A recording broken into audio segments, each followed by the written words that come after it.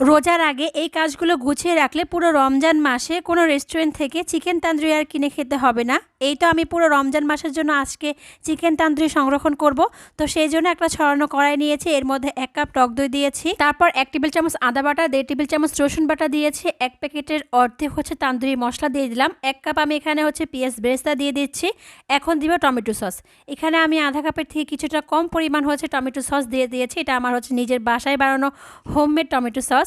ইনশাআল্লাহ আপনাদের নেক্সট কোনো ছোট্ট ব্লগের মাধ্যমে শেয়ার করব।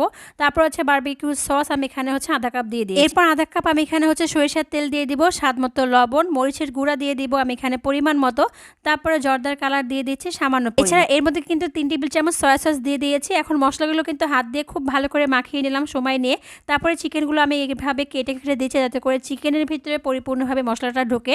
আর চিকেনগুলো কীভাবে কাটতে হবে তান্দুরির জন্য এটা কিন্তু আমরা সবাই জানি। মশলাগুলোর মধ্যে চিকেনগুলো খুব ভালো করে মাখিয়ে নেওয়ার পর 1 ঘন্টা আমি নর্মাল ফ্রিজে রেখে দিয়েছিলাম রেস্টে বা ম্যারিনেট করে রাখার জন্য রেখে দেওয়া হয়েছিল। তারপর এরকম প্লেটের মধ্যে ছড়িয়ে ডিপ ফ্রিজে রেখে দেওয়া হয়েছিল। যখন এরকম বরফ হয়েছে এরকম যে ব্লক ব্যাগের মধ্যে পরিমাণ মতো যে কয়টা লাগবে সেরকমভাবে আমি কিন্তু রেখে দিয়েছিলাম।